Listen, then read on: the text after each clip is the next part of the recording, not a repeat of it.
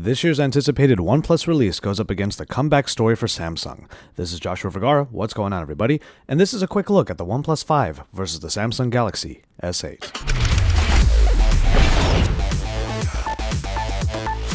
Lon has completed his full review of the OnePlus 5, so make sure to check it out in the card and in the description below. For now, however, I will be bringing you some quick rundowns between the OnePlus 5 and a couple of its competitors, with fuller comparisons to come later.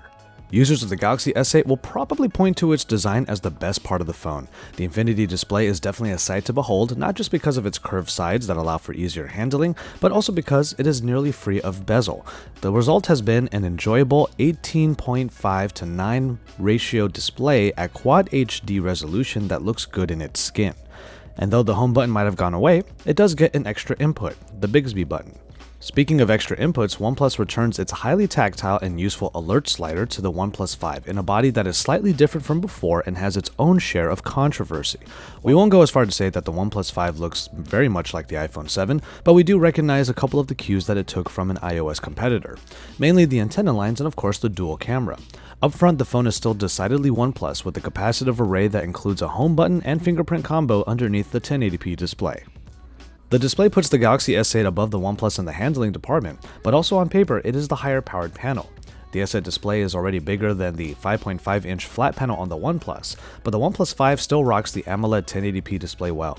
In terms of features, there are a number of swipes and gestures that can be done in standby to fire up the camera and other shortcuts. One of my favorites, however, is the reading mode. Basically, like a Kindle, it will desaturate the display to make it more comfortable for reading. As a Kindle user, I will be testing this feature further against the e-reader, but I already enjoyed switching to the reading mode for longer sessions. It's nice to have on the OnePlus 5, since it doesn't sport a couple of the more useful Samsung display features like the Edge UX or the always-on display. Under the hood, power is definitely not wanting, as the Snapdragon 835 powers either of these phones, and the latest Exynos makes an appearance depending on your market for Samsung. Despite its global reach, OnePlus is actually taking a page out of an increasingly common Chinese phone spec book by giving not only more than 4GB of RAM, but super high capacity storage.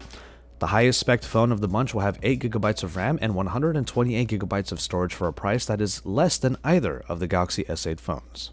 And of course, it all powers the different pieces of software for either phone. Samsung's UX has definitely slimmed down in more recent iterations, and it is still the feature-rich and sometimes redundant user experience that can get bogged down by its own capabilities.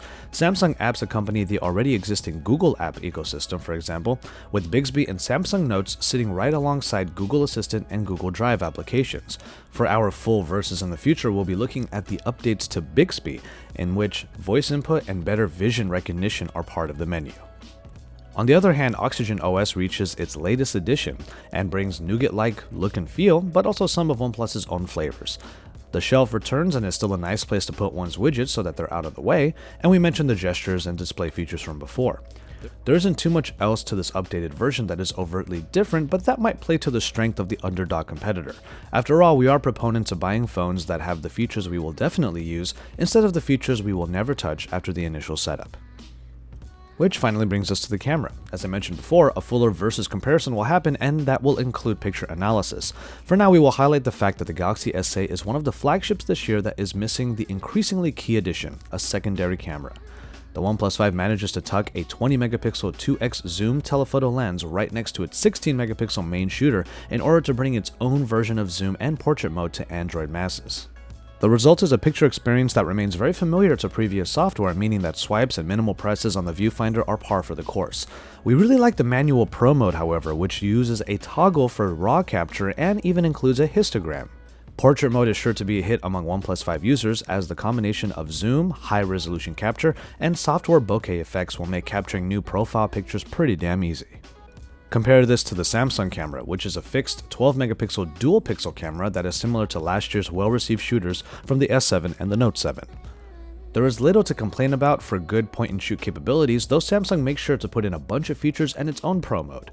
The front-facing camera here is one of the only shooters to include autofocus, but then again, OnePlus is trying to up the selfie game by making their front-facing shooter a whopping 16-megapixel monster. Again, we will be making comparisons in our upcoming versus pitting these two camera combos against one another.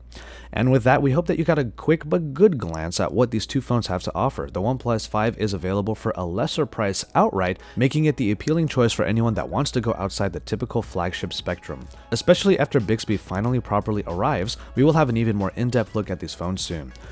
So stay tuned for that and watch Lon's review in the meantime to get all you need of the OnePlus 5. Keep it tuned to Android Authority for even more about the OnePlus 5 as we have a bunch of coverage coming up this week. And remember to stay tuned to our channel and subscribe to it if you haven't already because we are your source for all things Android.